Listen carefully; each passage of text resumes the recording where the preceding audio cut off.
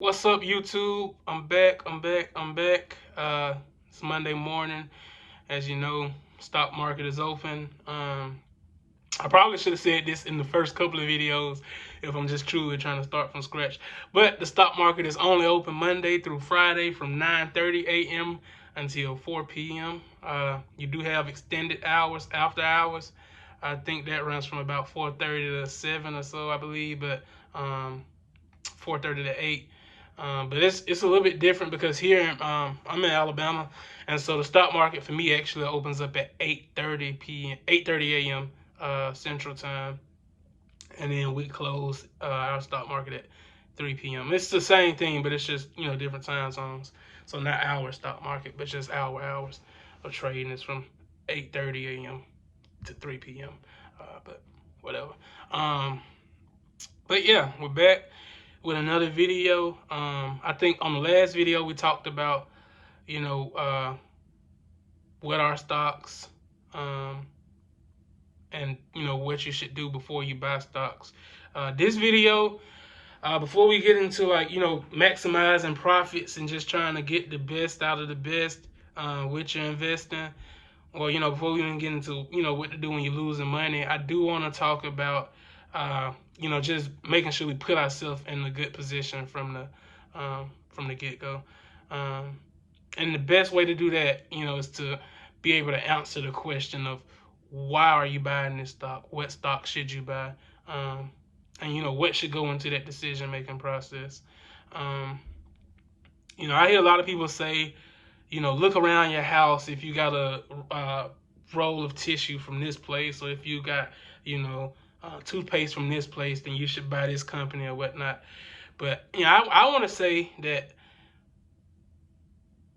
that could be a horrible mistake for you. I wouldn't invest into companies that are just around my household and whatnot. Now, it is good to get people investing, and you want people to start somewhere, but just be smart. I don't want to run people away from investing by telling them to do the wrong stuff, and then they end up getting screwed down the line. So just because you use Colgate, that doesn't mean you have to invest in the Colgate. And not even because Colgate is a bad company, but if you can allocate those funds to something that gives you, 5 times more growth than Colgate, then you should go into that, other investment. So, for instance, Apple. Why invest, 50% of your money into Colgate when you can invest that 50% into Apple? And then like you have stocks that go up 300% over 5 years, 30% over 5 years, whatever. Like you don't have to go to something that's going to get you a 1% return yearly. So yeah, but make sure you're investing into good companies. And how do you do that? How do you invest into good companies? I feel like big companies that lead their actual industry, or the field that they're in. So like in the cell phone space or in electronics, Apple is one of the top companies, one of the top competitors. If you pull 5 people into a room, out of 5 of them, at least 3 of them have an iPhone, for a fact. Not all 5. So, your watches, your computer, everything. Even Apple's going to like healthcare. So you really want to invest into companies that really lead their industry. Like if it's a question of if is this one better, if in 5 years will this still be around, you don't need to invest into it. I would only invest into companies, especially starting off. If you don't really know the market and you're not really too good with looking at technical charts and all of this stuff, you don't know when to exit and when to enter, then and we'll go over all of that. You'll get there. But starting off, I would say that it's good to build that investing foundation, dealing with companies that you're familiar with and that that are solid. I like to go into like a company's financials. Um, you can actually go to like Yahoo Finance or anything, and you just go on to Yahoo Finance. You open up the app. Once you're inside of the app, you just click the ticker symbol that you're looking for, which could probably be Apple, Nike, but let's just use Apple for an example. You would go into the Yahoo Finance app, click the company, click the ticker symbol that you're looking for. Once you pull up that company, you would scroll down. You would see a tab that says financials. You would click view, all financial data. or whatnot. I'm not sure exactly what it says right now, but you would click that, and it pulls you up everything from their balance sheet to their cash flow. It gives you a list of everything, liabilities, total assets, all of that. And you want to make sure that when you're looking at those financials and those numbers, that the assets outweigh the liability. You don't want a company that has much more debt than they do, actual cash on hand and whatnot. Because if they have to pay their debt, what are they going to use to pay it with? And so you just want to look at that. You want to look at cost of revenue.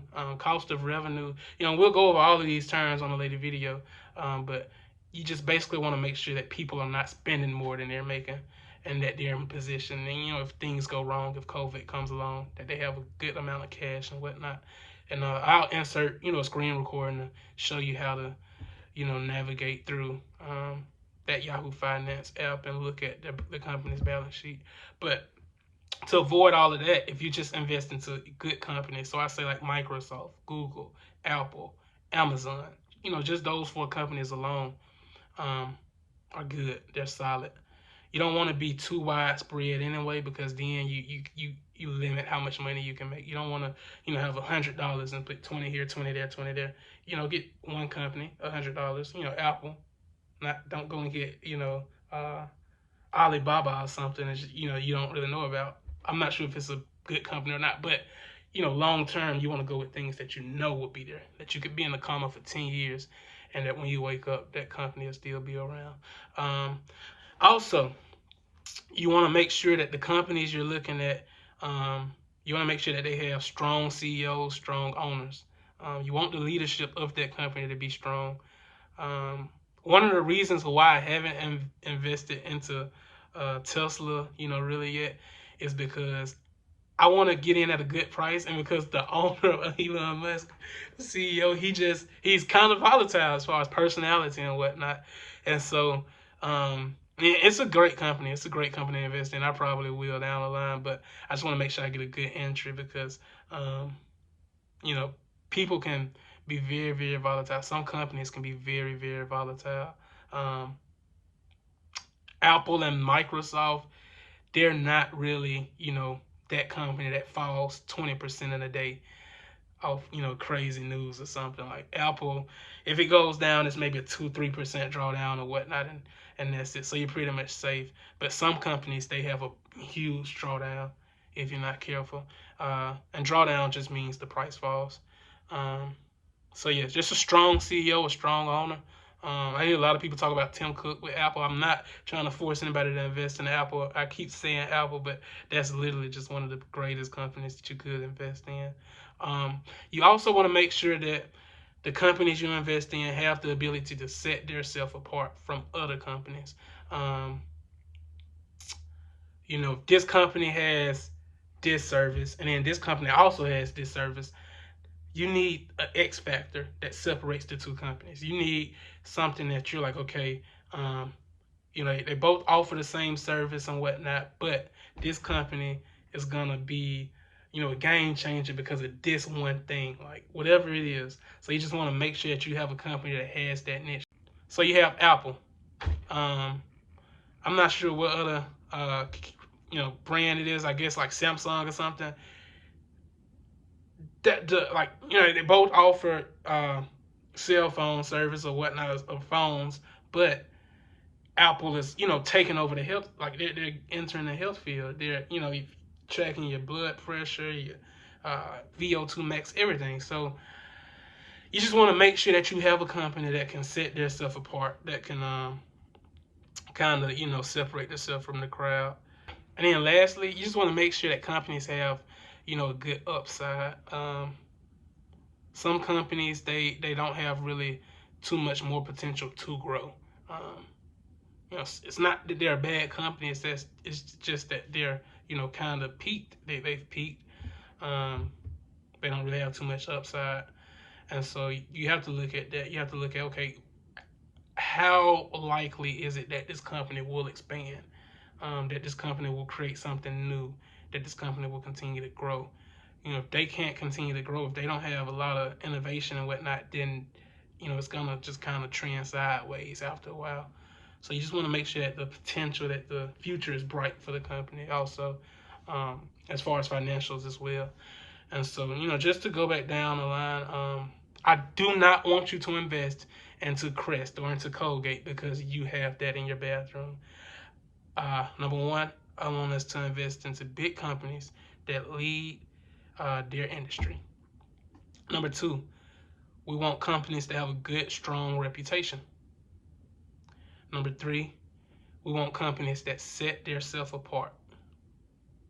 Number four, we want strong owners and strong leadership. Number five, we want them to have strong cash flow and financials. And that's pretty simple. I mean, you can look at 4 companies and just hammer down on those 4 companies, and you'll be good. So I'm just gonna keep it short. Next video,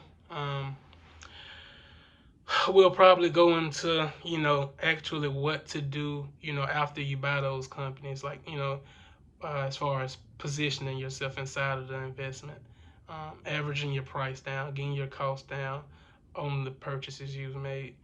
If you've bought in at $30 and then the price falls to $25, I'm going to teach you how to get your average cost down to $25. You don't have to sell it. You don't have to do anything. You just, make a couple of moves and then boom, you don't have any money lost. So we'll get to that.